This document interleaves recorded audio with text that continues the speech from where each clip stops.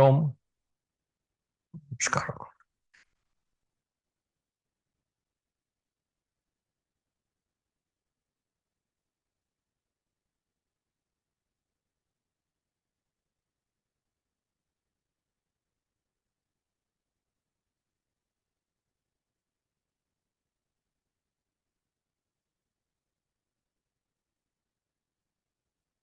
We'll take up the fourth verse, please.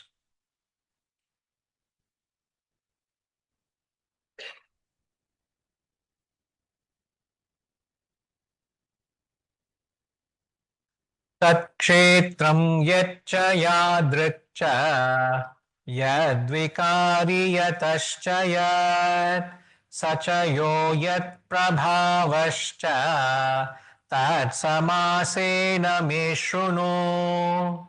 Takshetram yaccha yadrikcha yadvikari yatascha yat sachayo yat prabhavascha tat samasena me shrunu.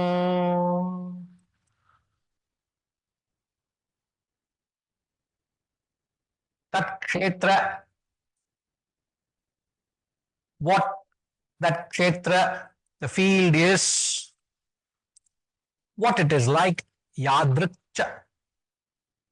What are yadvikari, what are its modifications, and whence it is, and also what he is and what his power is. That from me in brief. Shrunu. Samasena me shrunu. Samasena means in brief. So the Lord is answering the question which was asked in the first verse. What was the question in the first verse? What is Prakriti? What is Purusha? Prakriti is matter. Purusha is the spirit. What is Kshetra? What is knowledge? Field. And Kshetrajna is the knower of the field. What is Jnanam? Knowledge. And what is Jnayam? That which ought to be known. So in the fourth verse, he is explaining what is Kshetra. What is Kshetra? What is its nature? Yadrikcha. Where all does the Atman, where all does the consciousness, where all does the Kshetrajna manifest and permeate? Yadrikcha. Yadvikari. What are the modifications? What are the modifications of Kshetra? Yataha. Whence? What is its origin? What is its cause? What is he? And what are his powers? Prabhava.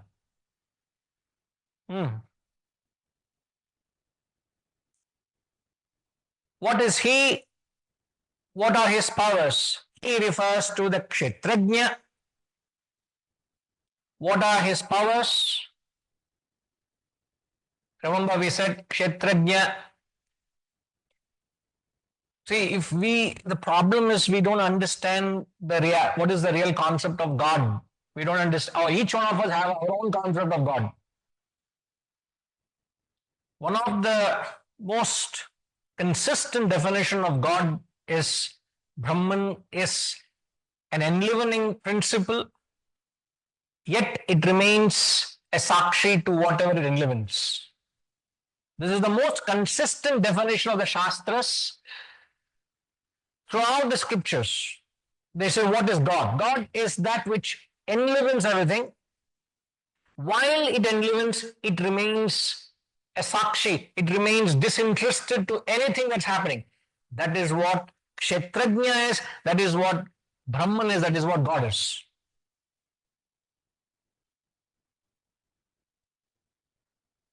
Prabhava. What are his powers?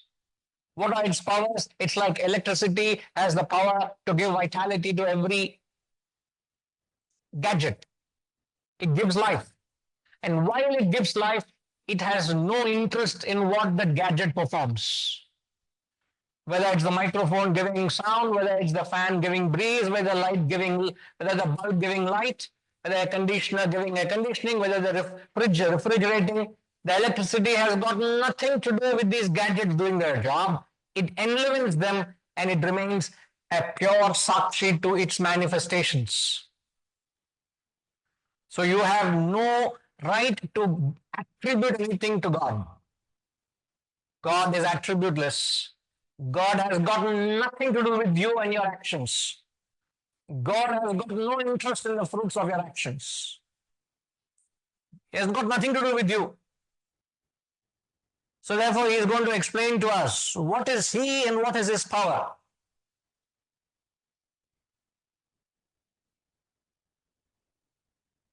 That hear from me in brief. Look at the authority with which he says, get it from me, man. I have that experience. I have the anubhavam. I know what it is. It is not heard say. You better get it directly from the horse's mouth. That kind of an authority. You can feel the vibrance. You can feel a sense of authority. So he exactly knows what it is. But today's concept of God is far-fetched from what the truth is. We have our own concept of God. We find God manifests in certain pockets more than anywhere else. Our concept of God is little perverted.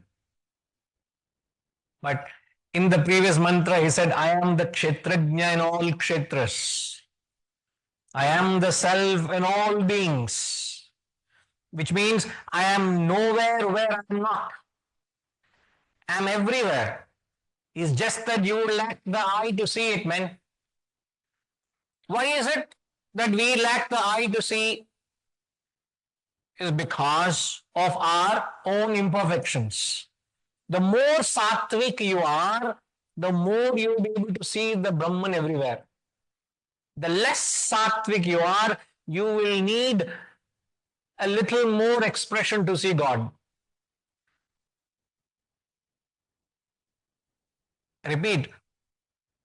The more sattvic you are, you can see it everywhere. The less sattvic you are, you need it. You can perceive it in a magnified presence, in areas of magnification rather. What you lack within is made out by outer manifestation.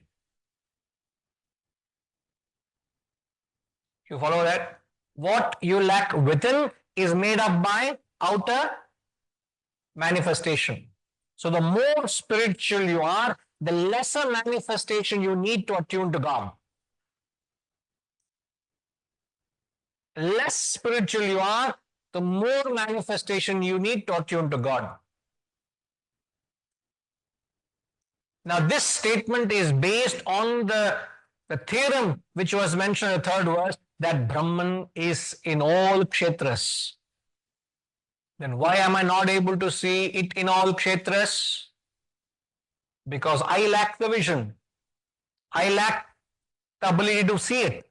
I lack the ability to perceive it. God is not any less there. It is very much there. Then why do I not see it? It is because I don't have the eyes to see. And that's what we are saying. What I lack within, my inner deficiencies is made out by outer. How elaborate is your prayer?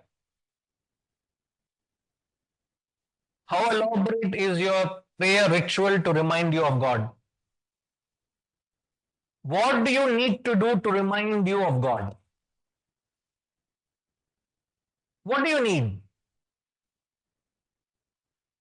That determines how acutely attuned are you or not.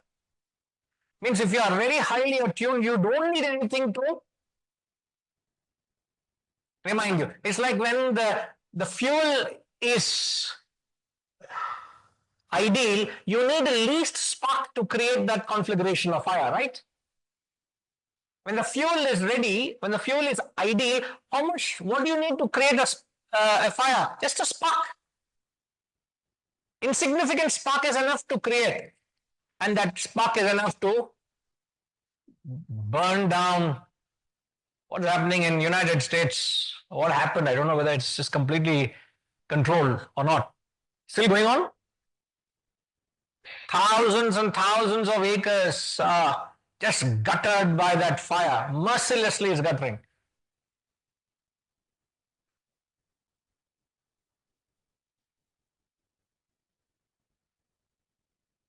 So what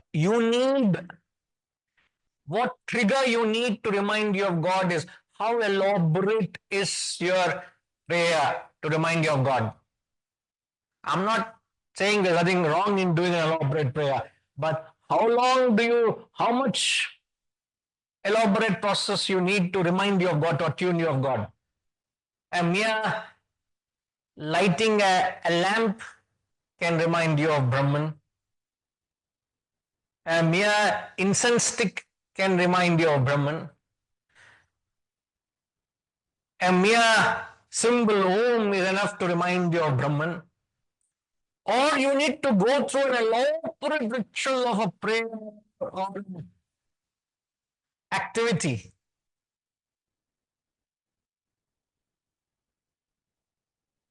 Some people find such an elaborate activity as auspicious, but seeing that Om on the screen is less auspicious. Why is it less auspicious? Because you can't attune. It can't remind, it does not remind you of God. Therefore, you consider it less auspicious. But if I were to call a few Vedic Pandits here, put a home here, chant Vedic mantras, perform a ritual, distribute prasadam, flowers, and all the elaborate process. Oh, yes, it's so divine. Indeed, it's divine. Indeed, it's divine without doing it also. By just seeing the symbol Om, by merely sitting quietly chanting the mantra Om, is as good as having 10 pandits doing a long ritual from morning to evening. I don't see any difference. It is subjective requirement, because those who lack the inner spiritual aura, they make it up by an external activity to offset that imbalance within, the offset the requirement within. But if you are highly spiritual, you need very less to remind you of God. And what is the thumb rule principle we are banking on? I am the kshetrajna in all kshetras. I am the self everywhere. So if I am not able to see in it, it's because not that there is God any less there, I lack it to see in it. I lack the ability to see in it. That's all you must understand. So as you keep evolving, as you keep growing, you will be able to appreciate that statement that I am the kshetrajna. Kshetrajnam chapimam vidhi sarva kshetreshu bharata. Arjuna, I am the self in all beings.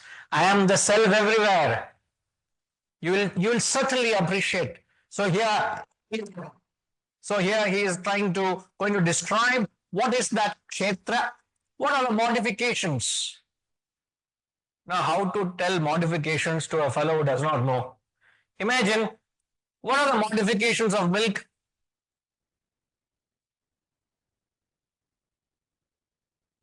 Many modifications, no? You can get buttermilk, you can get yogurt, you can get butter, you can get ghee, you can get cottage cheese, you can get cheese. So many modifications of milk. So he is going to say,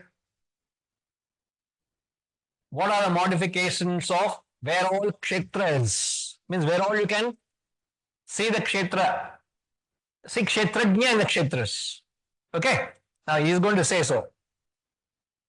Verse 5, please.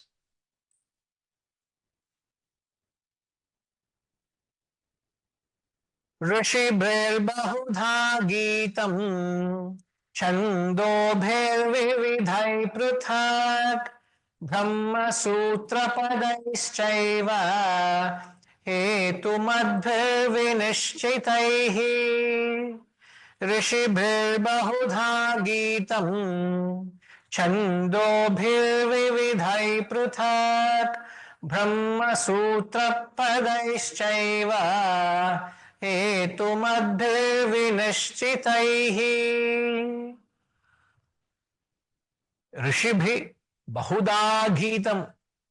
Rishibhi means by many sages, rishis, Geetam, sung in many ways, in various hymns, Chandobhi, Vividhai, various hymns, and also in distinctive precepts indicating Brahman.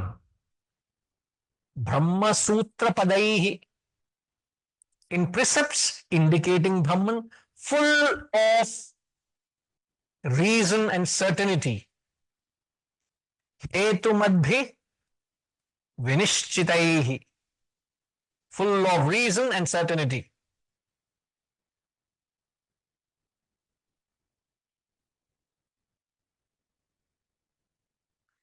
Sung by rishis in many ways, full of reason and certainty. What are they talking about? What is the message here?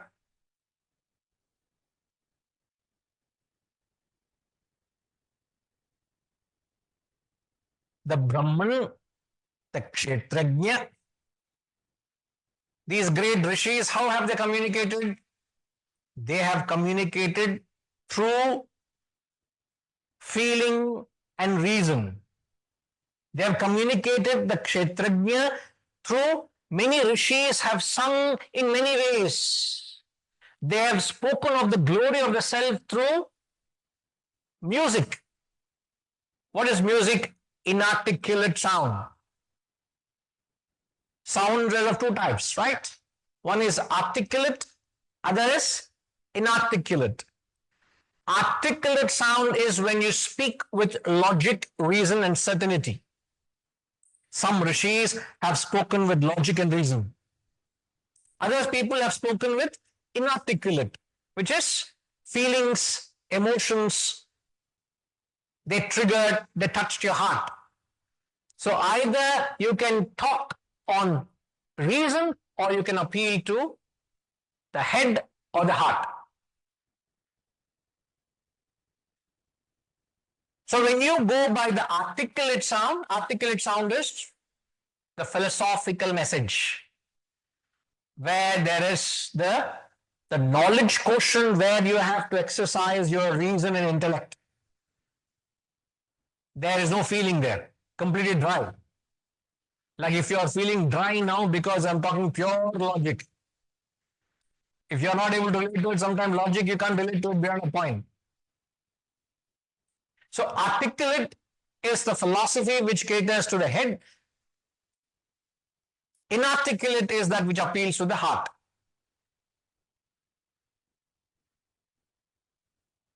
Remember, we said every mantra is compared to a flower, right? You remember that example? Every flower, every mantra is compared to a flower. And there are three aspects in a flower, which is the fragrance, the beauty, and the honey. So what are the three things compared to? What is the literary beauty? Like when you look at a rose,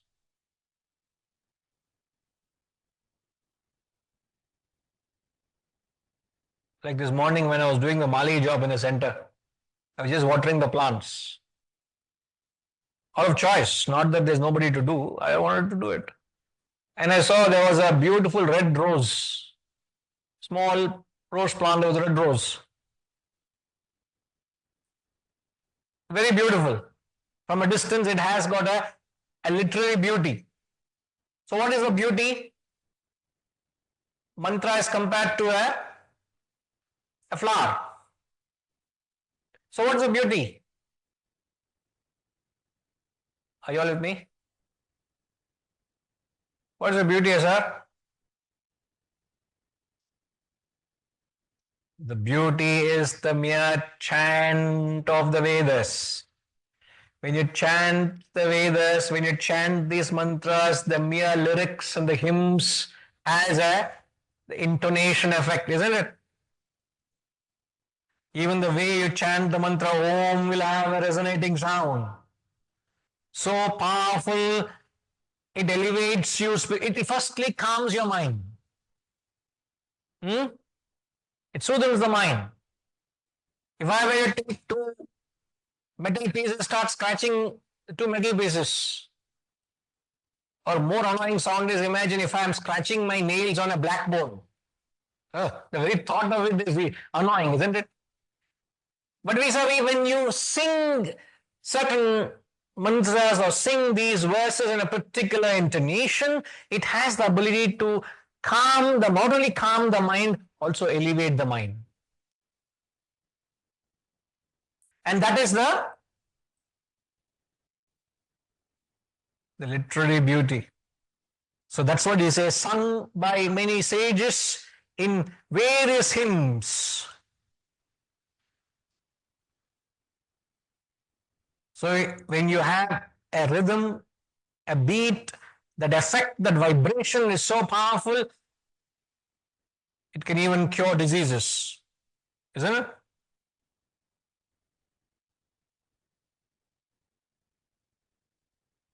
It's therapeutic. Music therapy, yeah, absolutely. It's a science by itself, right? Certain ragas have that in it. There are many people who do it. Nobody owns it. It's a science by itself. Nobody says it. Nobody can say it. No, I can't say Vedanta is mine. How can I say it's mine? So nobody can say it's his. Many people are doing it. But what is said is, this is communicated through the head or through the heart. So you need to approach this through the head and the heart. But all what we understand is, one needs to have a blend of devotion and a blend of knowledge, both. When you have this knowledge, when you have this beautiful combination of having the capacity to entertain the most subtlest of classical thought by reading this classical literature, and also you'll be able to appreciate the classical music. So when you have these two classical thoughts, which is classical knowledge and classical music, this combination of knowledge and music, what does it do? Chumma vibration, huh? What will you do with the vibration? When there is this combination of classical knowledge clubbed with classical music, I didn't know how I had such a acute leaning towards Carnatic music. In the ashram where we studied, once a week, Friday evening we used to fast, sir. Friday evenings fast. Otherwise, every evening we used to have bhajans for half an hour. 7 to 7:30 bhajans, 7:30 to 8 dinner, 9 o'clock retire. This is the standard routine every day, 365 days. Barring on once a week, on Friday evening, no dinner.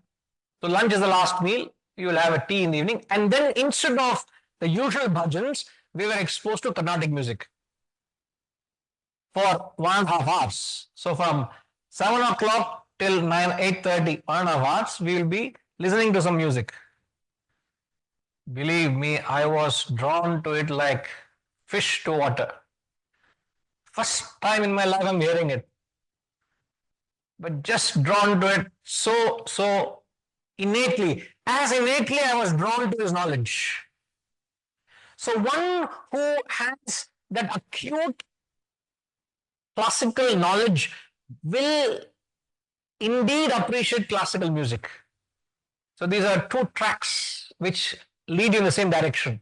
But what is the benefit of a combination of classical knowledge plus classical music? What's the benefit?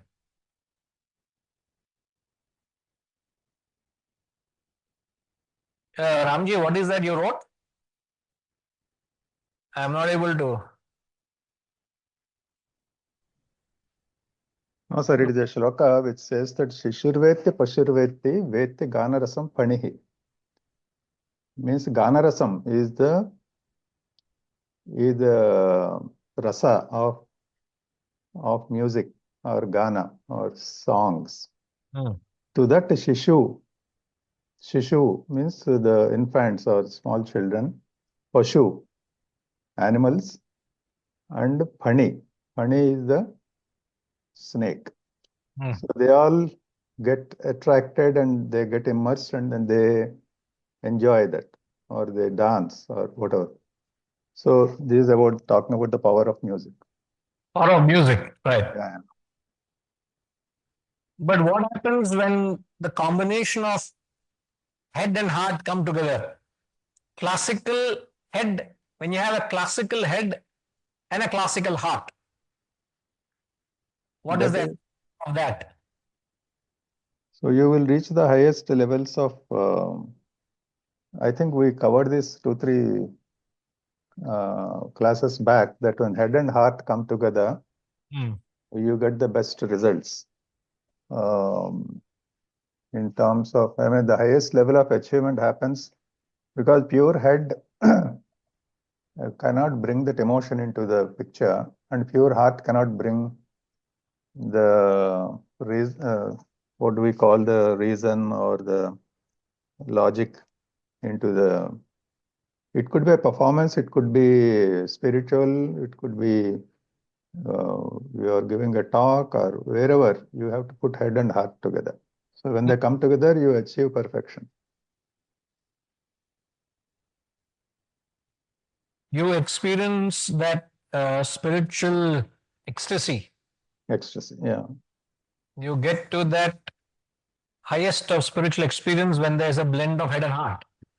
But the ignorance gets addressed, the vasanas gets burnt when there is a combination of head and heart. Like we say, you need to use the sharp saw plus the lubricant oil of devotion to cut through the ignorance of steel. So you need the combination of the saw and that devotion, that oil, to cut through that steel. So this head and heart are so beautifully designed for each other. Many times they're in tug of war. But if you're able to bring in the intellect to a very height of appreciating classical knowledge, and if you're able to bring the heart to appreciate the height of Carnatic music, classical music, believe me, there is the best of experiences in life. Yes. May not necessarily have to be a singer or a thing, but just you may be ignorant of the ragas and talas and intricacies.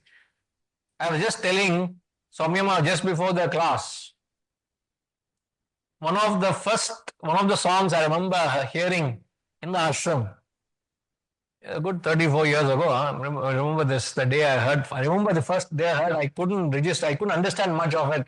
But I still have that particular song, a selection of all those songs I still have with me.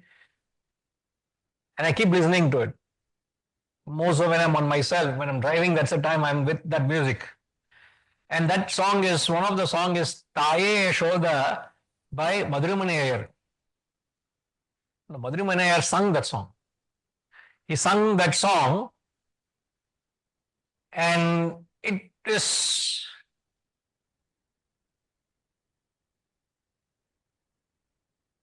outstanding. You almost go into raptures, literally.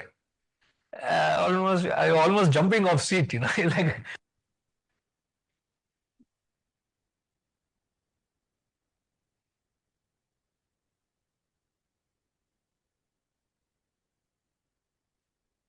Music, because your has evolved. So you can't appreciate this without the other. You need the cooperation of the mind to let the intellect appreciate you.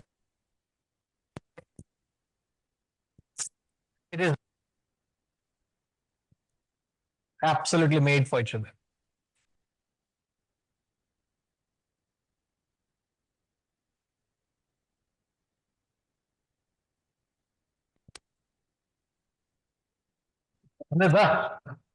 In fact, reminds me of the beautiful verse from the song in Shankarabharanam.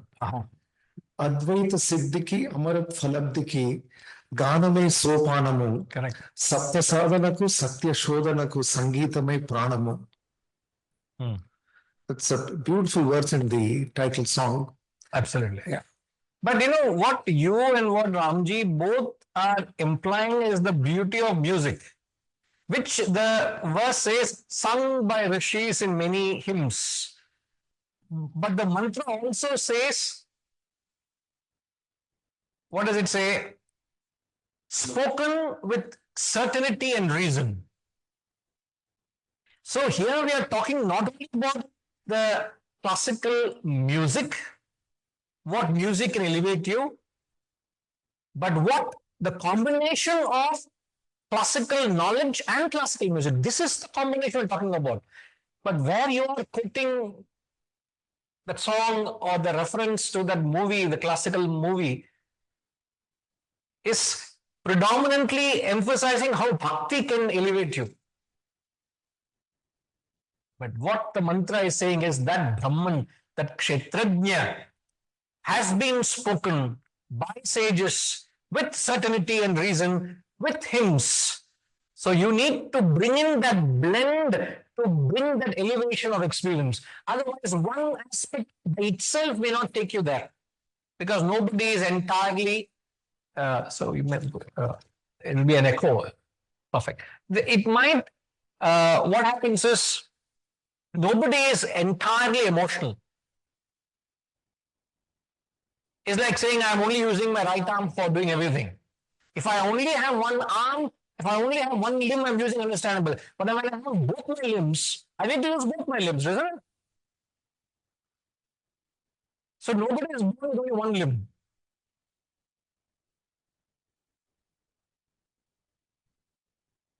So we don't give enough credit to the role of reason and certainty, the role of classical knowledge. So what is being addressed here is how the beauty of bringing the classical knowledge and classical music together brings about a classical life, a classical living. And that ability to elevate both your, what are they both? Mind and intellect are both your receptacles. They are your tools which receive or attune to the higher. So both the receptacles have to be kept into action. Otherwise, I'm only hopping. I can walk or run, but I'm only hopping on one leg. I'm impaired, no? If I'm only hopping on one leg. But if both my limbs are used, then there's that much more efficiency. So this mantra gives that opportunity. So when you think powerfully, when you think deeply in life, of life, and support it with enchanting music, I'm able to think profound thoughts, highest of thoughts, supported with classical music. The experience that you'll have is extraordinary, far beyond what music by itself will take you. Is the point the mantra is saying, the verse is saying. Which the intellect by itself also may not give you. Which the mind by itself may not give you. See, because there are, in some contexts we learned, there's a loophole if you only go by the head, there's a loophole you only go by the heart. So one complements the other. So a synergy of jnana and bhakti. Absolutely. A synergy. Has to be a happy togetherness. Symbiotic. In fact, they are actually made for each other. Imagine a head without the heart. What happens? SR, head without heart is what?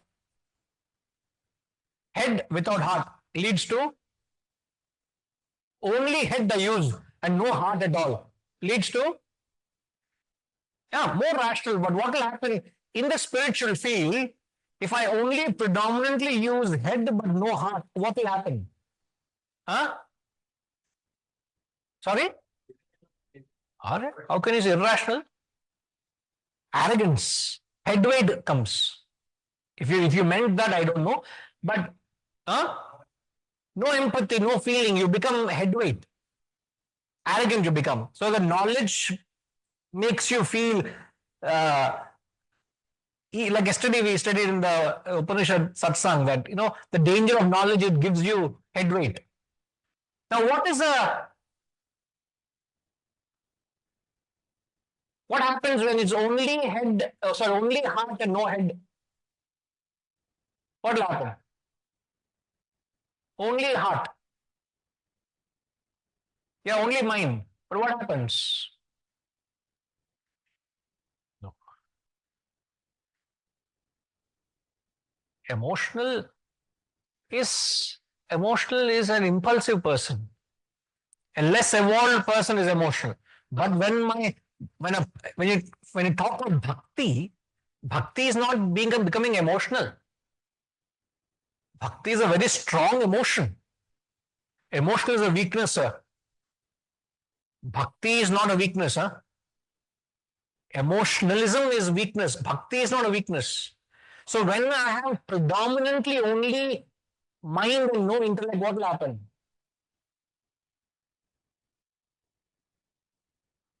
I'm only trying to tell you how what lacks the mind, the intellect comes. What lacks the intellect, mind helps. So mind comes and helps to subside the arrogance of the intellect. That's the reason you bow down, you prostrate. The mind makes you feel humble, humility. Where the intellect stands, mind will say, calm down, Shanti. What you know is nothing, man. Bow down to others, bow down to superior people, that kind of a thing. But how does intellect help what the mind does? Where mind follows anything, one develops phonetic attachment. Whatever mind worships, you develop attachment to it. So in the spiritual field, people have developed a phonetic attachment to religion, to their personal gods or goddesses, to their guru or whoever that their thoughts are. You have developed a phonetic attachment, fanaticism. And what intellect does, it dislodges that fanaticism.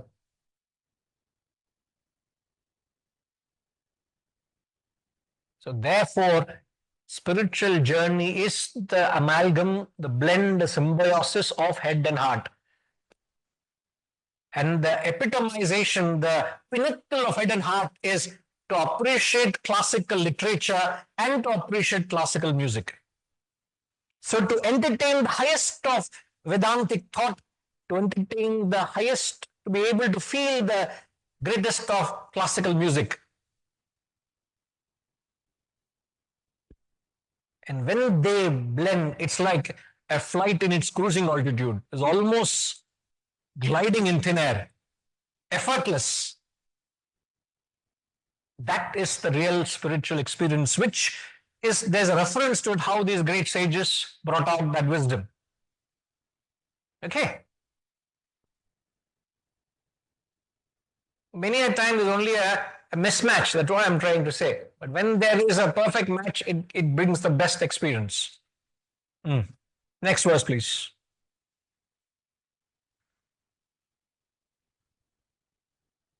Mahabhutanyahankarah bodhiravyaktamev cha Indriyani dashaukam cha panchachendriya gocharaha mahabhutanyahangkaraha buddhiravyaktameva cha indriyani dashaukam cha panchachendriya gocharaha.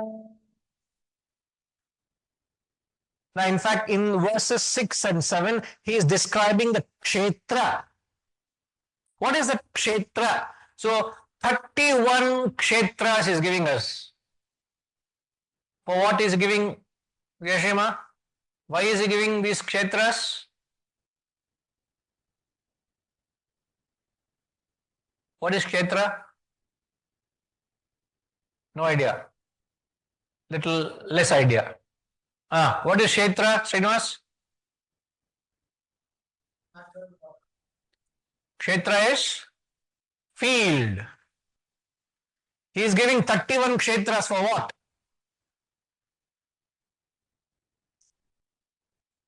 Okay? Why is he mentioning 31 kshetras? 24 in this verse and 7 in the next verse. For what? For what is he giving 31 kshetras? Where kshetrajna, the self manifests. Because one of the question is, what is kshetra? What is kshetrajna? In the third verse, he said, I am the kshetrajna in all kshetras. He is giving a list of 31 kshetras where you can find the kshetrajna. Where you can identify with kshetrajna.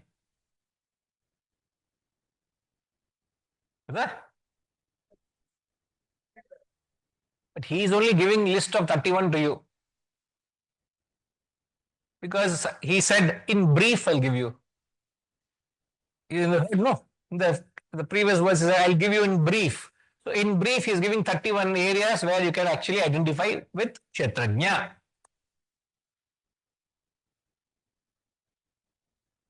What are the 24? Mahabhutani, the great elements. Ahankar, ego. Buddhi, the intellect. And also the avyaktam, the unmanifest.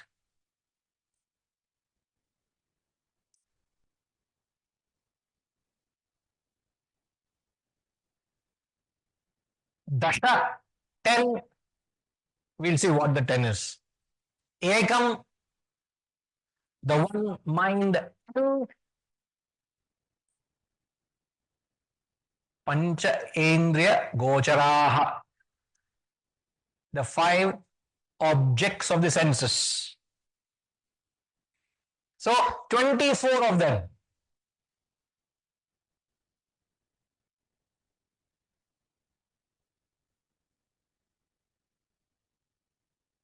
He is describing the kshetra. Firstly, the great elements.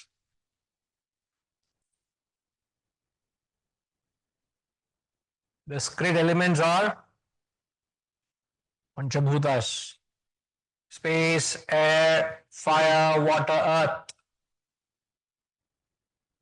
In the Atma Bodha by Adi Shankaracharya, he talks about the concept of Panchikarana. I think it's the 9th verse of Atma Bodha. Atma Bodha 9th verse, how he talks of the pure elements go through a combination, a pentamerous self-division and mutual combination. How these elements, each element, he says, how each element breaks and combines with other elements to form gross elements. So when I am drinking water, this is a consumable water. Okay, wow. This is the miracle of Gayatri Ma.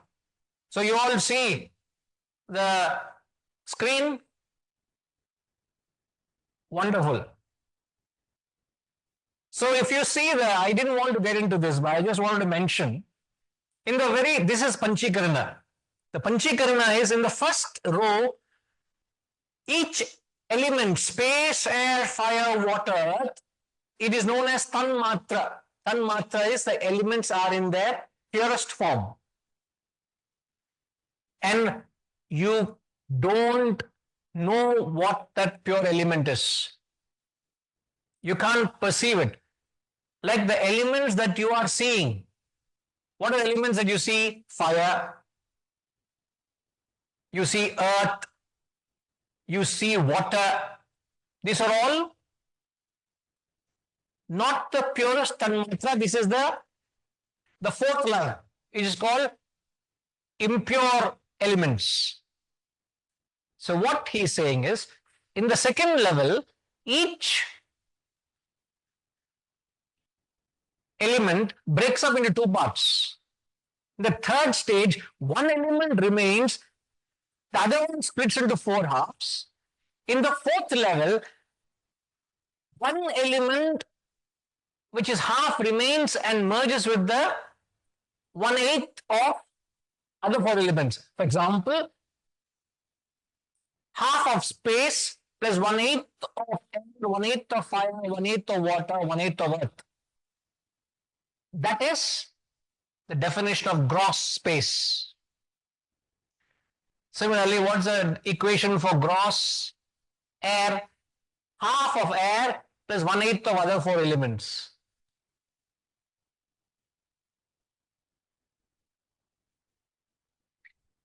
So the elements that we perceive, so when I'm drinking this water, it is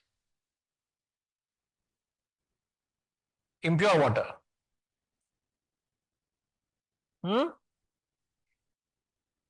This water has got, what has it got in it? Half of water and other four elements, air, space, earth and fire. All four are there in this element. Staggering. Now we baffled to understand it. How could Adi Shankaracharya conceive it? He is the only one who talks of it. Nowhere in the Shastras is a mention of this Panchikarna. So he says, Kshetrajna is there in all these elements. That's the reason in Hindu religion all these elements are worshipped. All these elements are divinized. Every ritual, all elements are worshipped. Earth, space, air, fire, everything is worshipped. So can you see the Kshetrajna in the elements?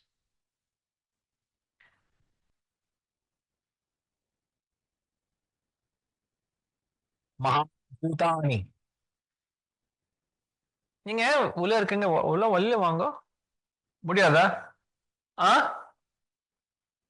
you bring இது கொண்டு முடியாதா you can't bring this out okay that's fine then you are imprisoned then. So the second he says indriya gocharaha, the five objects of senses. What are the five objects of senses, Pritima?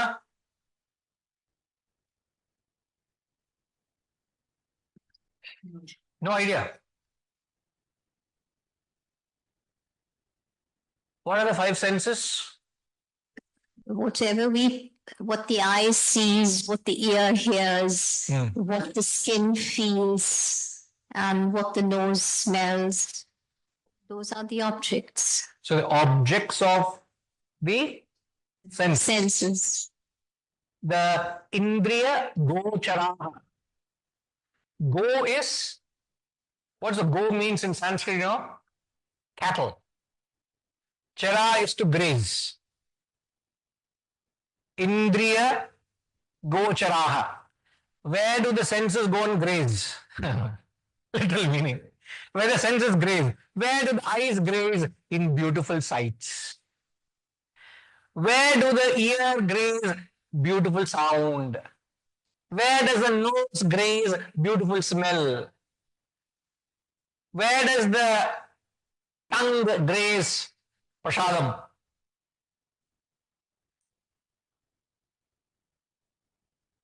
Tongue watering already. Prasadam. Food. So, now what does it mean?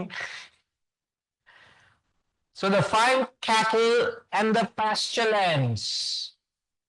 So when the senses go to their sense objects, that also is kshetrajna. But the problem is when the senses go to the sense objects, are you reminded of kshetrajna? Or are you lost in the kshetra? Totally lost. That is, getting lost in the kshetra is known as, Setuji, getting lost in sight, getting lost in sound is called, what do you call that, Setuji? Mic kudunga, sir. Mic kuttana he'll answer, otherwise he'll keep quiet. I'm asking you, sir.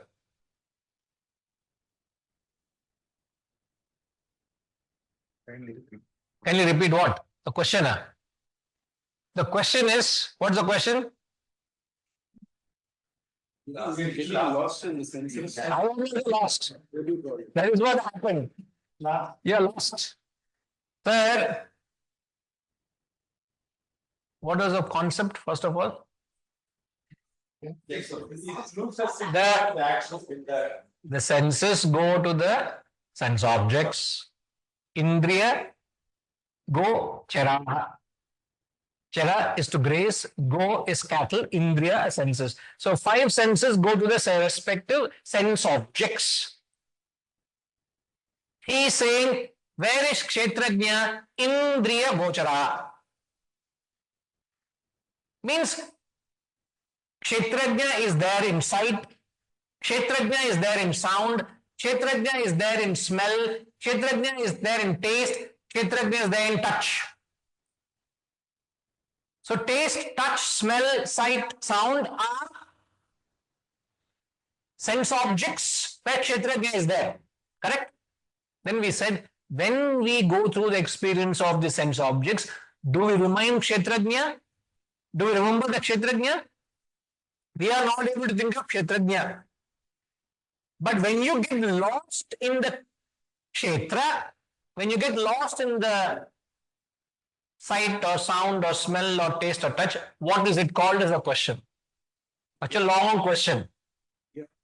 Ajnanam, more powerful word than that, sir. Correct, ajnanam. Getting lost in this obsession, materialism. Sorry? You don't talk such high-fly words. We don't have such good language. Please don't. We feel very illiterate. Delusion. Maya. Getting lost in the world is known as Maya. Wow, look at that sight. So beautiful. Look at that smell.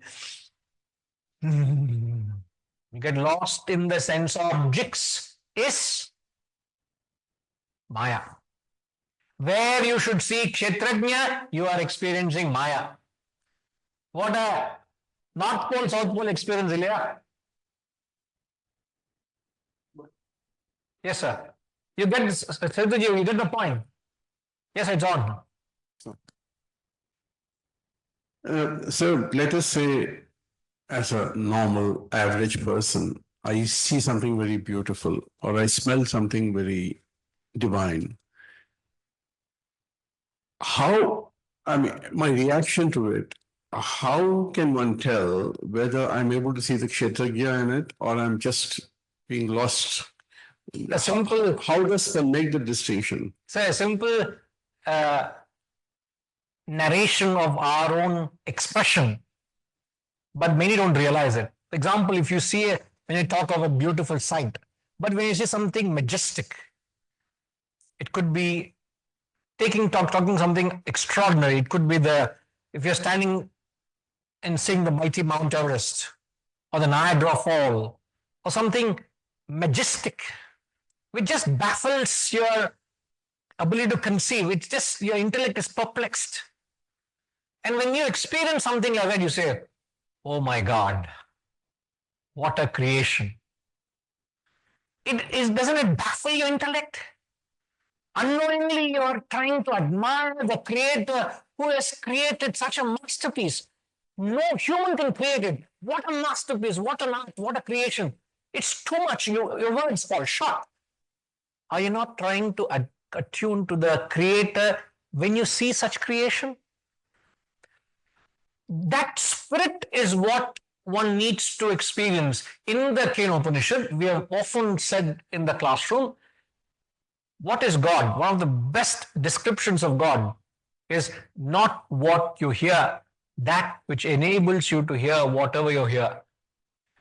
Shrotrasya shrotram manaso mano yat vacho havacha gosa upranasya pranaha चक्षुषश्चक्षुरथिमुच्य धीराः प्रेत्यास्मा लोकादमृता bhavanti. In the Kena Upanishad it says, what is God? It is the eye of the eye. It is the ear of the ear. It is the mind's mind. It is prana's pranaha. So it is that which enables your eyes to see whatever it sees. It's not what you see is God. And then he says, Tadeva Brahmatvam Vidhi Nedam Edidam Upasate. 5 mantras, 5 times he repeats this line. Tadeva Brahma, that alone is Brahman, not what you people worship here. An attack on all those who objectify God, thinking that is God. Tadeva. It's not what you see, that which enables you to see, not what you hear, that ear in the ear which enables you to hear. As I'm talking, what is it, sir? Right now, you're so engrossed in what I'm saying. But just for a moment, if I can just shift that focus to what is it that enabling me to hear? Just for a moment. You are not caught up in the words. Instantly you are attuning to something beyond the words that is resonating within your ear. What is it that's enabling me to hear? To that extent, I'm not caught up in the words. I'm not lost in the drama of the words, right? So every perception, you breathe. I'm breathing right now as I'm talking, as you're intently listening, you're breathing. But are you conscious of breathing? I am that prana. I am not alive because of the prana. I am that which gives life to that prana itself. Amazing. People think you're alive because of the breath. You're not alive because of the breath. It is that which gives life to the very prana itself. My God. So every time you breathe, you can think of Kshetrajna. Every time your eyes blink, I can think of Kshetrajna. Every time your ear hears, you can think of Kshetrajna. I am in all Kshetras, every experience. How many experiences are I having in the morning to night? If you were to count every experience, quadrillions, countless, infinite. But yet I'm lost in the mind, perceptions, emotions, and thoughts. I'm not able to remind myself of that which enables this to happen. Why? I lack ajnani. I don't have that acumen. I don't have that ability to do that. That's where you need this knowledge. Can we say that consequently, every spiritual aspirant, everybody, but at least the spiritual aspirant, every time you see something or hear something remarkable, you should consciously try to go back to the first principle. And which is that? What is the first principle? Sorry? That which makes it. Yes. That's An introverted person will attune, sir. Even in a bhajan, so, in fact, the whole spiritual journey, so not just bhajan, the spiritual journey starts being an extrovert. Then you become introvert.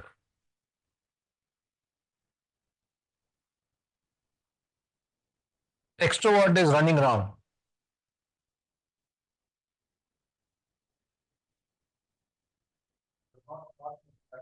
Introvert is you are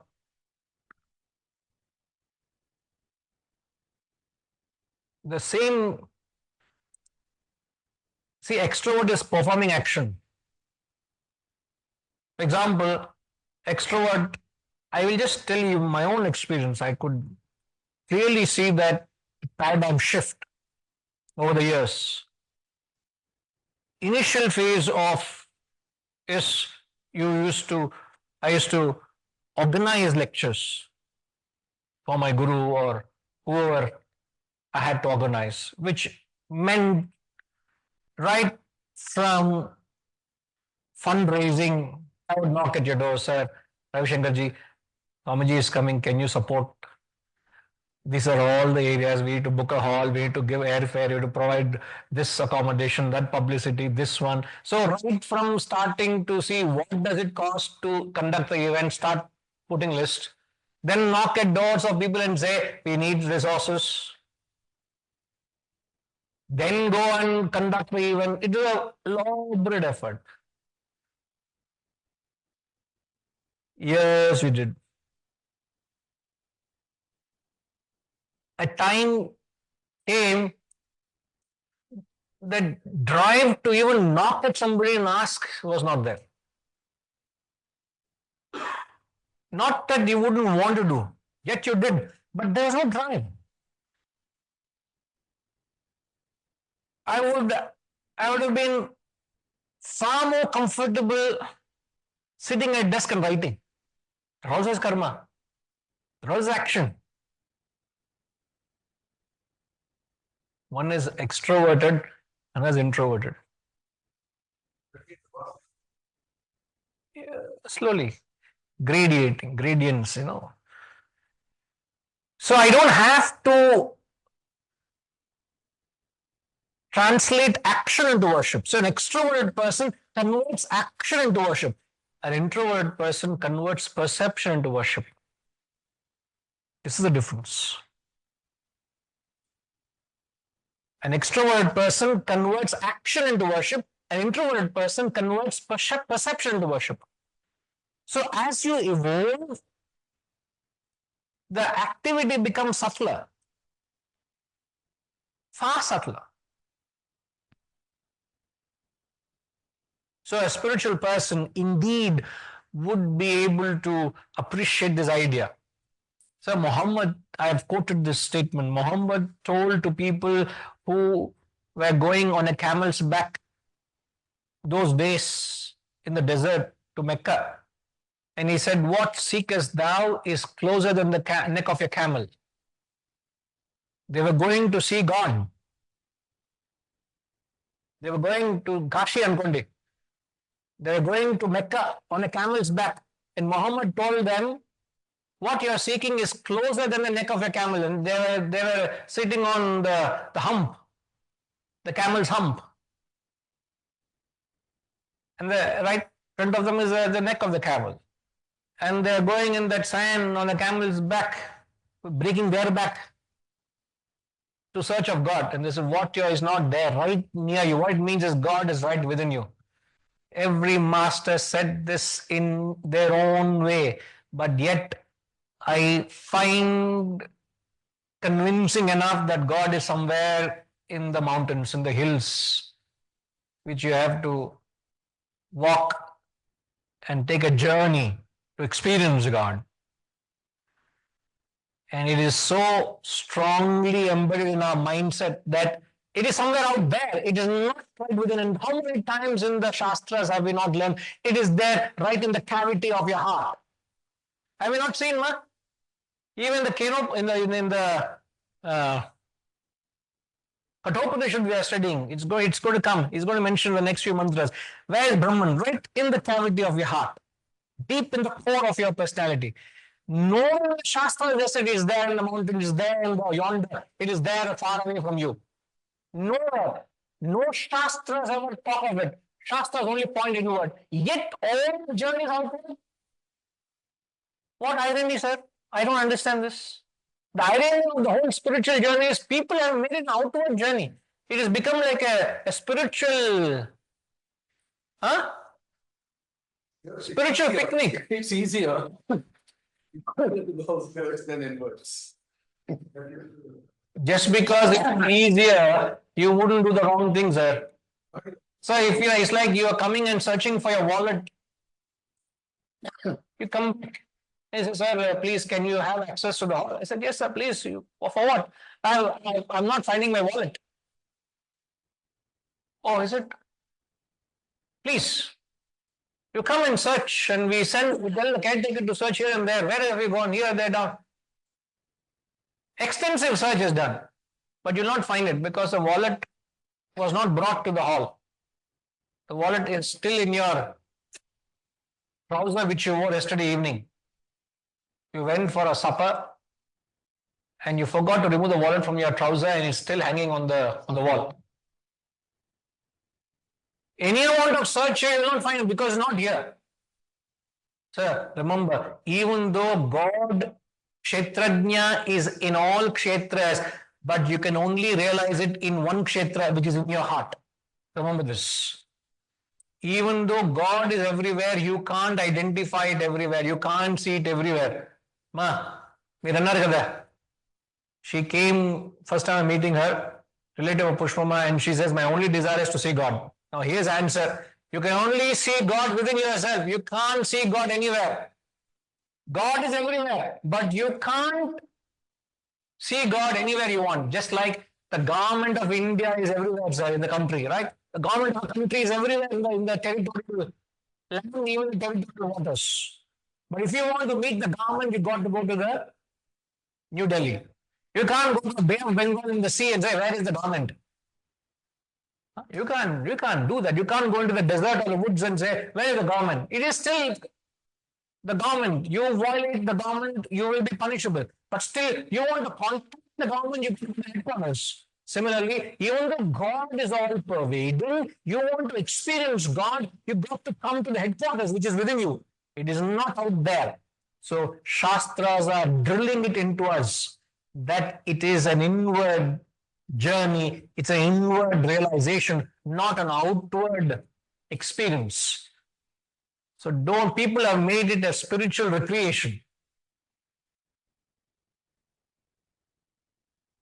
Ultimately, it has to turn this way, sir. You may do it for whatever reason, but ultimately that end, that search will come to, it's like I'm drinking salt water, so it's not going to quench my thirst.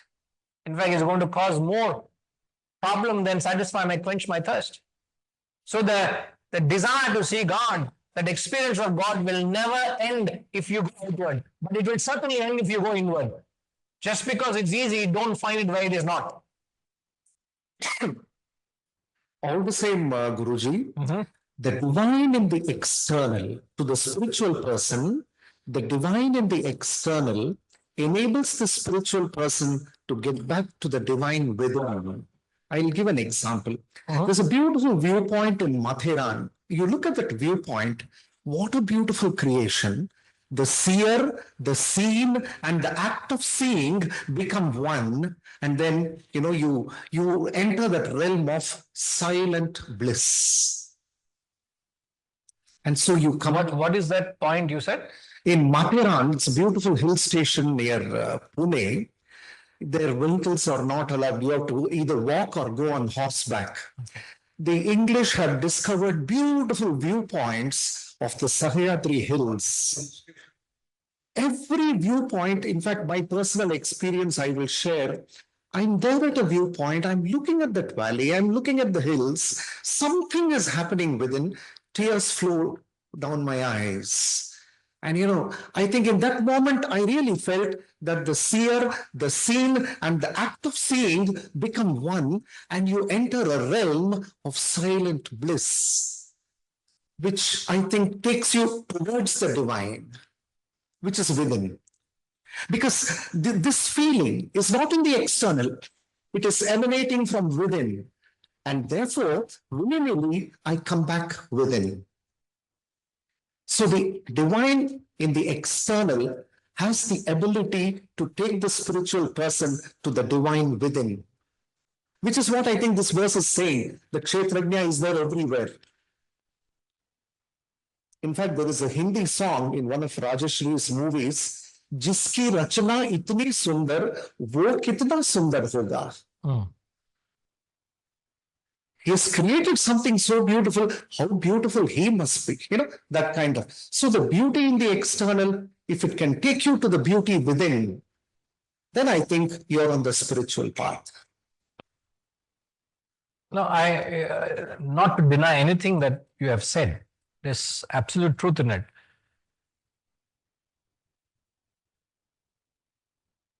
But if I can get that same tears in my eyes without going to Matharan,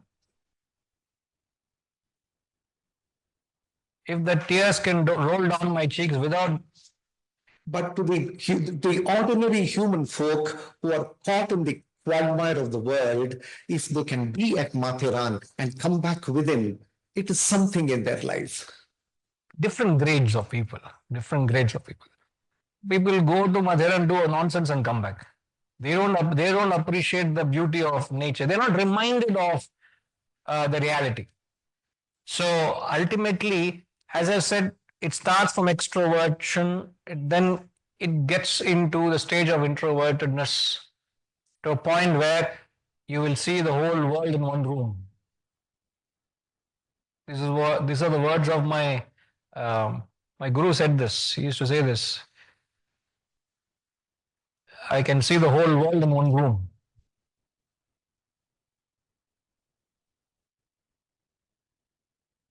So I don't need to go out anywhere. And that's what he did when he was with Swami Chinmayananji for 20 years where he was there. He was just stuck to the desk, stuck to a small room in the ashram. That's what he wanted, place to do sadhana. And I said, I didn't go out anywhere in the world. The world came to me.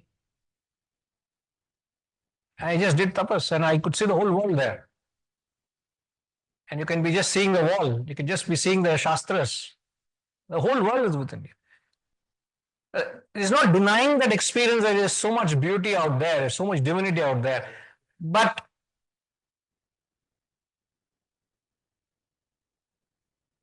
if I can achieve that same end without it, why not? If I need to go through it, why not? But I wouldn't go all that distance. Like if I'm going all the way to Kailash or all the way to a spiritual experience and say, I feel I've seen God. See, if I were to go to Lord Balaji Tirupati, or I can go to not Balaji temple, Birla temple. Sadly, it's not Balaji temple, it's Birla temple. As if I'm going to see Mr. Birla there. Huh? I can't understand the papam we are doing. It's not Balaji temple, it's called Birla temple. Imagine if I were to go to see the same Lord, in the same glory. How is it any different? There's also another local Balaji temple, 100 years old, which in Patni here used to be my grandparents right behind their house. They used to have, so their family was involved in that and things. Honda Market, yes. So what is the difference between this temple and the Birla temple and the Lord Venkateshwara in there? Is there any difference? As far as I am concerned, I have the photograph of the same Venkateshwara. You know, my father used to have I don't know, he's there online. He'll be there. I'll show you that later on. He had an industry called Balaji Industrial Suppliers many years ago. Long ago closed. And he used to have a key, what do you call that? An emblem. Logo.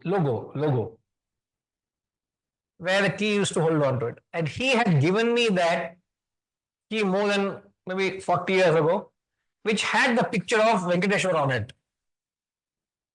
You not believe it is still there on my desk.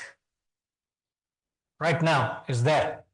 I don't know which desk, which study I have, 3-4 places where I sit and study. It is still there on my desk, right in front of me. It used to be, I don't know whether he remembers. How is that different from anything? Same picture I got, perhaps he got it from the same Tirupati, you got it.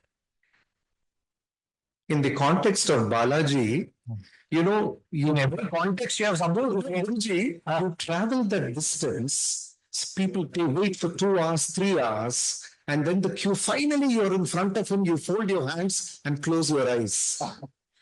So the truth is in that irony of your closing your eyes, that he is within.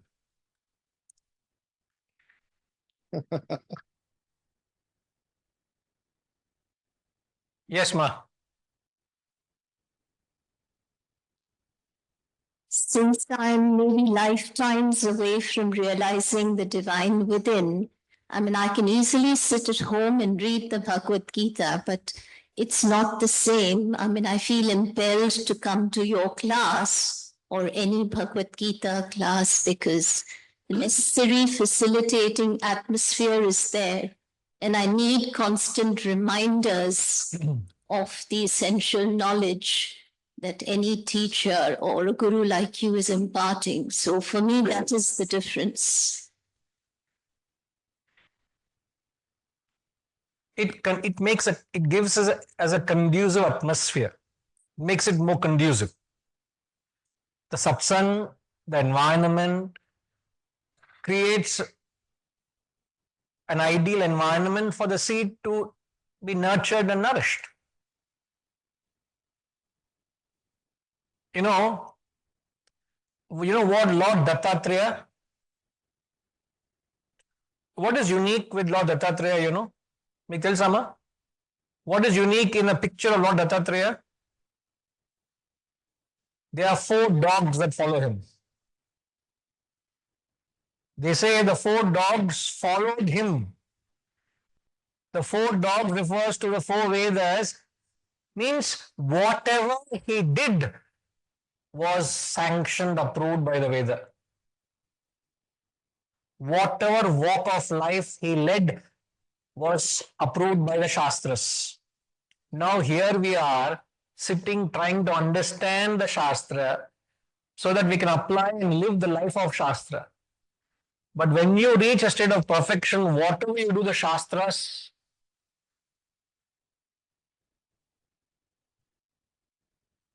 have approved it. So when you reach a point, what will happen is you don't need the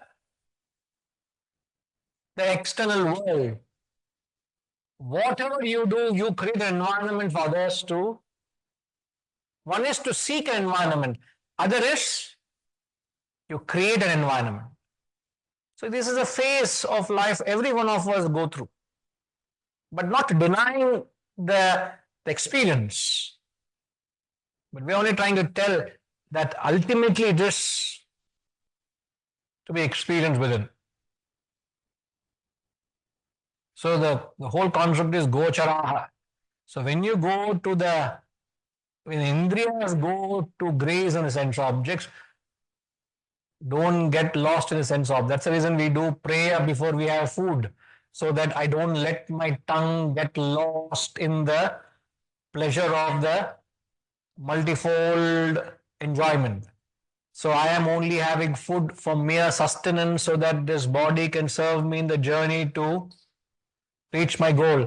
It is not to indulge and get lost in the pleasure of that sense enjoyment.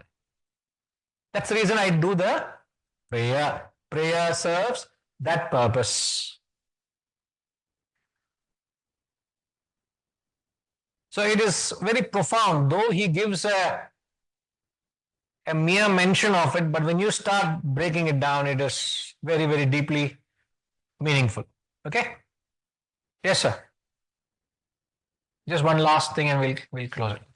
No, I just want to say that given that all human action, and thought too perhaps, is oriented towards fulfilling some need or the other, because you constantly feel incomplete, both materially and spiritually.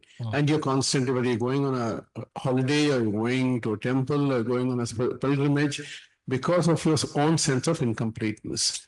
And maybe the divine knows the levels of incompleteness of each being and then encourages him or her to go to a place where maybe some people find answers, some don't. And also to look at it in a slightly different scientific way.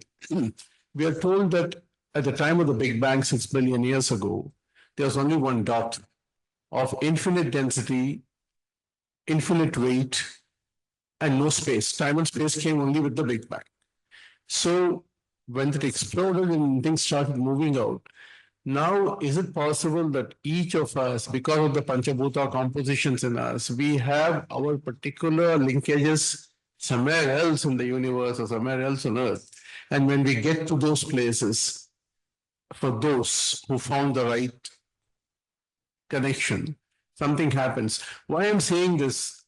Well, everything is relativistic. A lot of people go for Nadi Jyosyam, a lot of people do Pariharam, a lot of people see astrologers. Of course, there are a lot of hoaxes and so on happening. In spite of that, a lot of people do seem to find relief in all that.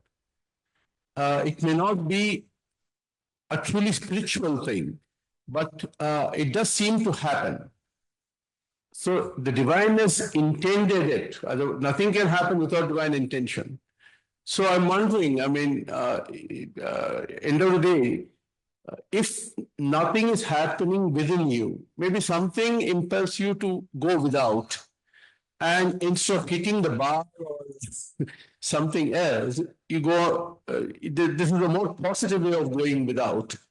When you go to Prayag or you go to Tirupati or somewhere else, hoping. And also there's always a secret wish in most of us that you'll meet a Mahatma somewhere who might change your life forever. There are Mahatmas who with the one touch are supposed to change the lives of many people, at least in the past. And I think many of us are hoping for those things too. So, end of the day, life is a mystery. And no, I just thought I'll air this, I'm thinking aloud, that's about it. I get that.